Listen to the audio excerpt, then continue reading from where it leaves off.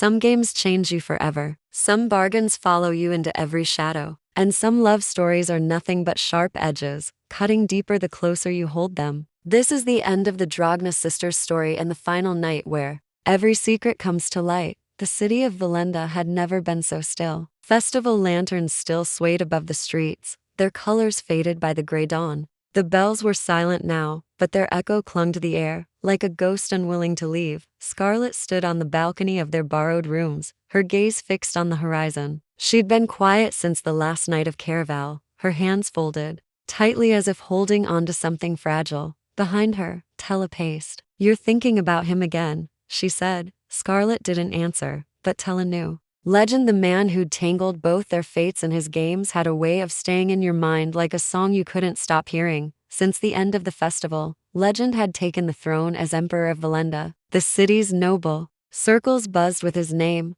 though few knew his true identity. For Scarlett, it meant her letters from Nicholas the Fianc she'd agreed to meet before the festival felt heavier with every unopened envelope. She didn't know what she wanted anymore, only that every choice seemed like the wrong one. Tella, meanwhile, had her own bargain to reckon with. Jax, the Prince of Hearts, had not forgotten their deal. His parting words haunted her. "I'll come for my favor when you least expect it." Dante had been scarce since the last night, and though Tella told herself it didn't matter, she felt the sting of his absence like a splinter beneath her skin. A knock came at their door mid-morning. When Scarlett opened it, a messenger stood there with a scroll sealed in crimson wax. To Donatella and Scarlett Dragna, he read, "You are cordially invited to the Emperor's first official ball." Scarlett's brows furrowed. "Legends? Ball? Of course," Tella said, already imagining the look on his face when they arrived. "We can't not go." The palace glittered that night, chandeliers spilling gold light across marble floors, musicians filling the air with music that seemed to pull guests into a dream.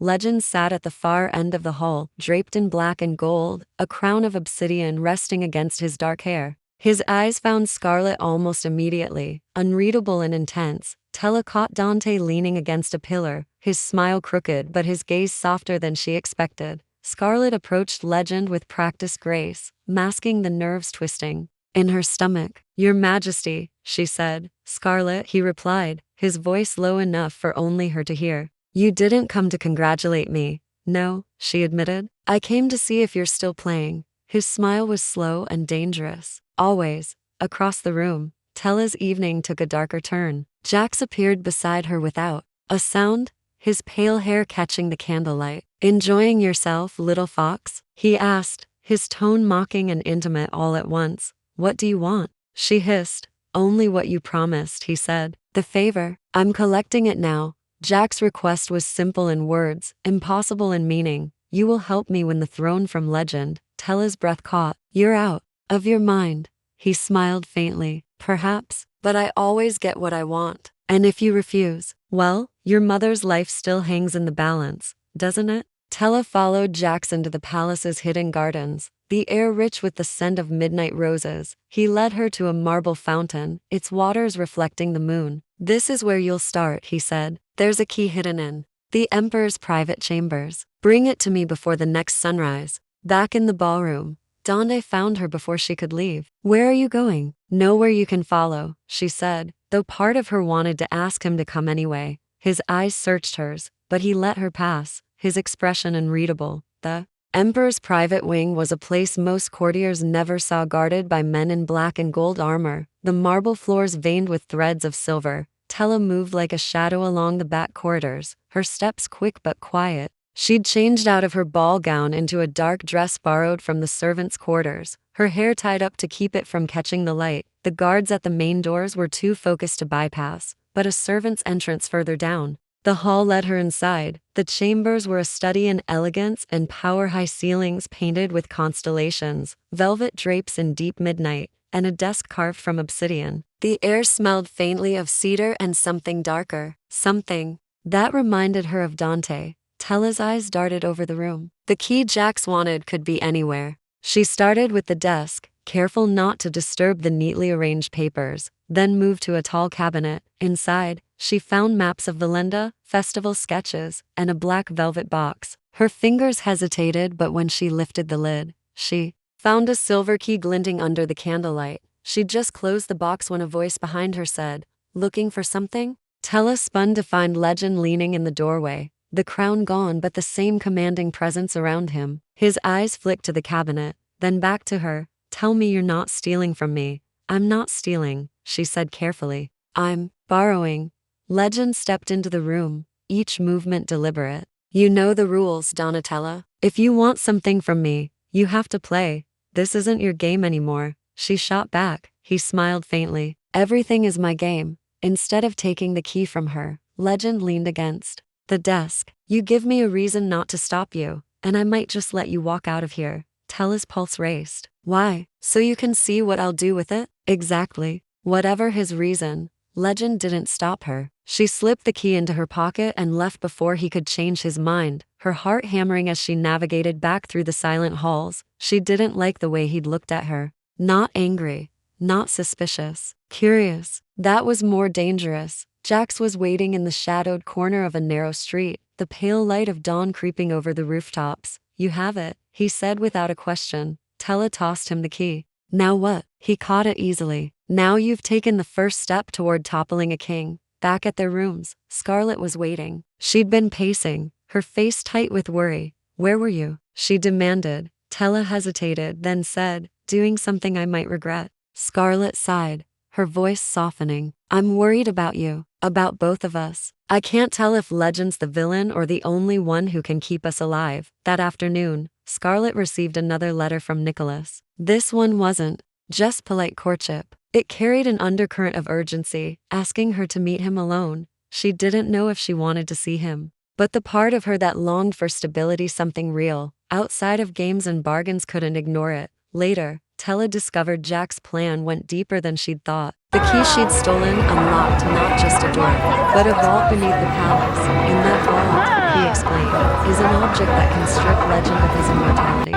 Once he's mortal, the throne will be mine. Tella's stomach turned. "And if I refuse to help with that?" His smile was all teeth. "Then you can watch your mother die. Your choice." Night cloaked the palace in stillness as Tella followed Jax down the servants' stairwell to a door she'd never seen before. The silver key slid into the lock with a whisper, and the heavy door creaked open to reveal stone steps spiraling into darkness. The air grew cooler as they descended, the walls damp and slick. At the bottom lay a massive iron door carved with images of the fates. Tella's skin prickled, their painted eyes seemed to follow her. Jax pressed the key into the final lock. "Stay close. The vault doesn't like strangers." The vault was not filled with gold or jewels but with relics, items that pulsed faintly with magic. Tella's gaze swept over them. A silver mask, a dagger that dripped black liquid without end, a vial of something that shimmered like starlight. In the center, on a pedestal of obsidian, sat a small crystal vial. The liquid inside swirled like molten gold. "This," Jax said, "is the only thing that can strip Legend of his immortality." Tella stepped closer, but a cold wind swept through the vault. A voice, low and echoing, spoke from the shadows. "Those who take what is not theirs will lose what they cannot replace." She froze. "Did you hear that?" Jax didn't flinch. "Ignore it. The vault likes to scare thieves." But Tella couldn't shake the feeling that the warning wasn't a trick. While Tella was in the vault, Scarlett met Nicholas at the secluded garden behind the Valenda Opera House. The night air smelled faintly of jasmine, and moonlight caught in the silver thread of his jacket. "I had to see you," Nicholas said, his voice low. "I've learned something about your family, something about your mother." Scarlett's breath caught. "What do you mean?" Before he could answer, a shadow moved at the edge of the garden. Nicholas' eyes widened. "We're not alone." Figures in dark cloaks rushed from the hedges, steel glinting in their hands. Nicholas grabbed Scarlett's arm and pulled her toward the opera's service door. One attacker lunged, but Scarlett swung a loose paving stone into his face, buying them precious seconds. They made it inside, the heavy door slamming shut behind them. Nicholas's expression was grim. "This is bigger than the games. Your mother is connected to the fates, and someone wants to make sure you never learn how." Back in the vault, Tella reached for the crystal vial. Jack's hand shot out, stopping her. "Careful. Once you touch it, there's no turning back." "You mean, once I hand it to you," she said, "there's no turning back." Their eyes locked. Tella realized that if she gave this to Jax, she'd be handing him more than the throne. She'd be unleashing something worse than Legends games. Before she could decide, the vault door slammed open. Dante strode in, his coat billowing like a shadow come to life. His eyes flicked from Jax to the vial, and the air between them crackled with something sharp and dangerous. "Step away from her," Dante said. Jax smirked. "Or what? You'll charm me to death?" Dante looked at Tella. "If he gets that vial, it's over. You have to trust me." Jax leaned closer, his voice a soft threat. "And if you trust him, your mother dies." The weight of both futures pressed down on her. In the end, she snatched the vial from the pedestal and shoved it into her own pocket. "Neither of you gets it until I know the truth." Scarlett burst into their rooms near dawn, her hair disheveled and her dress torn. Tella immediately took in her sister's state, but Scarlett shook her head. "We don't have time for explanations. We need to leave the city now." But Tella's mind was spinning with her own discovery. They were running out of time, and every path seemed to lead back to the fates. The sisters stood in the half-light of their rooms, the city outside beginning to stir. Scarlett's voice was low and urgent. "Nicholas was attacked and so was I. Whoever it was, they knew my name, Tella. They knew about Mother." Tella's grip tightened on the crystal vial in her pocket. "You're saying the fates are behind this?" Scarlett hesitated. "I think they've already been freed." The words felt like ice. If the fates were truly loose in the world again, every bargain, every game, every betrayal so far would seem like child's play compared to what was coming. To move in scene. They dressed in plain wool cloaks, their hair braided and hidden beneath hoods. Dante joined them in the alley behind the inn, his expression unreadable when his gaze landed on Tella. "You still have it," he said quietly. She didn't answer, but the way her hand pressed against her pocket told him everything. Dante led them through Valenda's narrow back streets, the smell of morning bread mingling with the tang of the sea. They were halfway to the harbor when a carriage, black as midnight and trimmed in gold, rolled into their path. The driver wore a mask shaped like a fox's face. The door swung open, revealing a woman in crimson silk. The woman smiled. "Donatella. Dragna. Scarlett Dragna. I've been looking for you."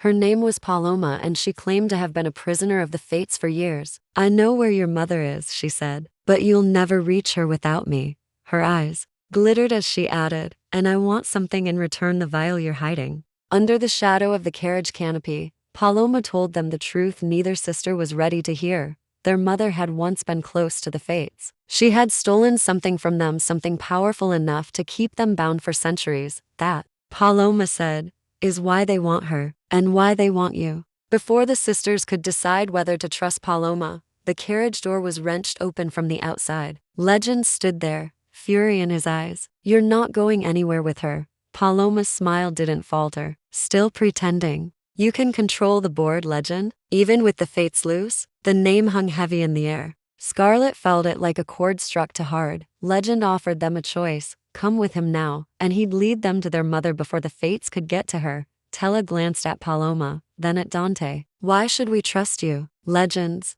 answer was simple, almost cold. "Because if you don't, Jax wins." They followed Legend through a hidden entrance in the palace wall, descending into an underground hall lined with mirrors. Each reflection shimmered unnaturally, some showing their real selves, others showing twisted versions where the fates' symbols were branded into their skin. "This is where the barrier between our world and theirs is weakest," Legend explained. "And it's where your mother is trapped." At the far end of the hall stood a single, ornate mirror framed in gold. Inside, like a painting caught in mid-breath, stood a woman with hair the color of midnight and eyes that burned with recognition when she saw them. Scarlett's voice broke. "Mother?" The woman's lips moved, but no sound came. Legend said the mirror was locked with a binding only the vial could break, but once broken, the magic would shatter, freeing all the fates completely. It was the choice Tella had feared since she first saw the vial. Save their mother and unleash the fates, or keep her trapped and perhaps safe. The vial felt heavier in Tella's hand than it had the first night she stole it. Gold light swirled inside, casting shadows that looked almost alive against the mirror's gilded frame. Scarlett's gaze flicked from their mother to Tella. "We can't just leave her here." Legend's voice was calm, almost too calm. "If you break that seal, every fate still bound will walk free, and they won't all want to rule quietly."